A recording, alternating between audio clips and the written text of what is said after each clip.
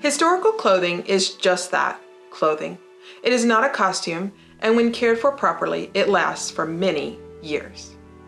Hello, I'm Tiffany with Stitch and Addiction, here to help you step out of the pages of your favorite book in high quality historical fashion. Have you ever received your dream historical dress, worn it for an event, and then wondered how to clean it and store it?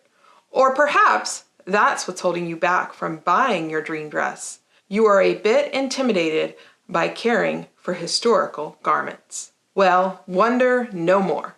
I'm here today to walk you through caring for and cleaning your historical garments step by step.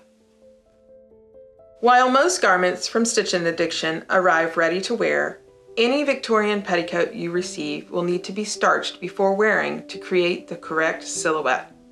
Corded petticoats in particular need to be starched to create the bell-shaped silhouette of the era. To starch your petticoat, you'll need liquid starch and a large, clean tub. I currently recommend using linen liquid laundry starch, and you can use a bathtub or a large plastic storage tub for starching. Before starching, make sure both the petticoat and the tub are clean. Pour the starch into the tub, then add the appropriate amount of water. I like to use heavy strength starch, so I use half water and half starch. Mix the water and starch, then add your petticoat to the tub. Make sure to completely soak every part of the petticoat. When the petticoat will no longer absorb more starch, hang it to drip dry. You want to leave as much of the starch in the fabric as possible, so do not wring out any liquid. When the petticoat is dry, iron it thoroughly with a steam iron on the cotton setting. To keep your historical garments in excellent condition, they need to be stored properly.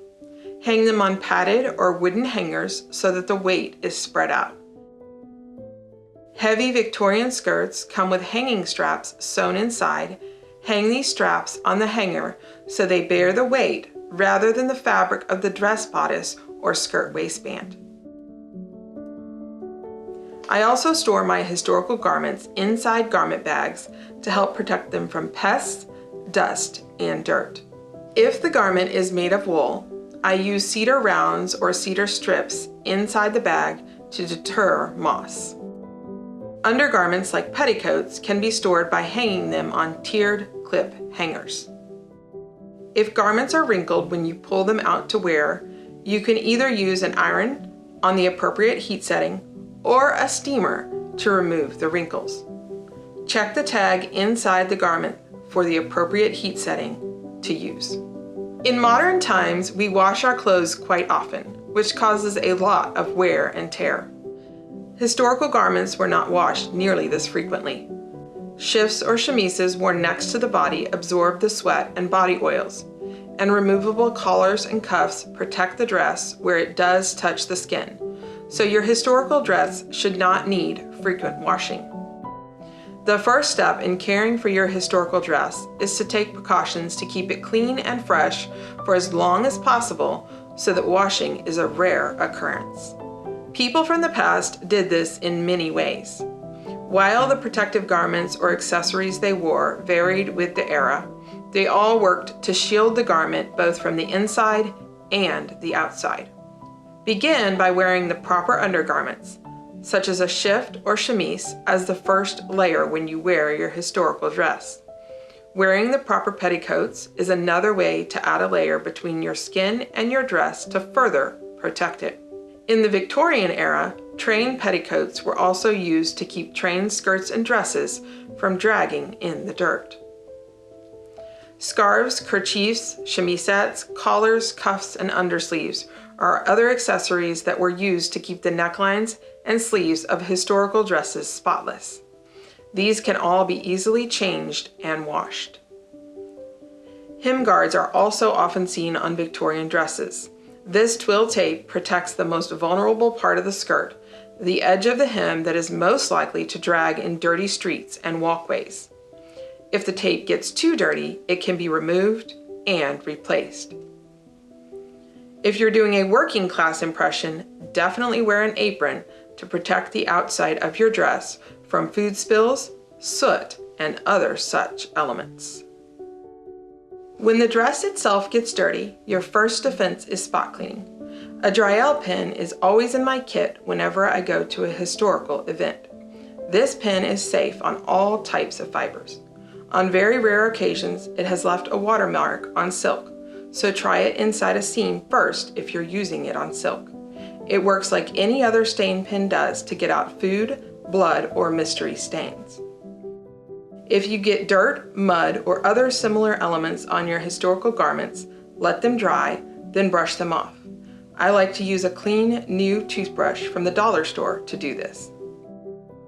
Dresses that start to get a bit smelly can be aired out by hanging them up outdoors. Do not hang them in the direct sun, but in the shade where they can get some fresh air. If your historical dress is too dirty for spot cleaning, you need to determine the fiber before you clean it.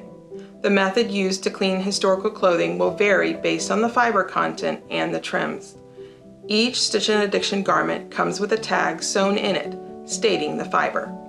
Check the tag to see what the fiber content is and the recommended care instructions. Most cotton and linen fibers will be washable. I wash mine in the washing machine on a delicate cycle in cold water. If the hem is very dirty or there are stains on the dress, make sure that you pre-treat it. For dirty hems, I soak them in OxiClean for about 24 hours before I put the dress in the washing machine. To dry the dress, hang it or lie it flat. Once it's dry, you'll need to iron the garment with a steam iron on the appropriate heat setting. Wool and silk fibers will require a dry cleaner. Attempting to submerge these in water or in a washing machine can cause permanent damage such as shrinkage, fading, and more. Once you wash your chemisette or collars, you'll need to press and starch them again. Press the entire item with a steam iron first. Spray the collar or ruffle thoroughly with starch, then carefully press it until it is dry with your iron. Thank you so much for joining me today. Hopefully this will help you care for your historical garments in a way that makes them last as long as possible. And if you don't already have historical garments, hopefully this has convinced you that caring for them isn't intimidating. If you would like your own made-to-measure historical dream dress, shop with the link below. Thank you to Dixie DIY for filming and editing today's video. If you liked my video today, please like, share, and subscribe. Thank you so much for watching, and I'll see you next time.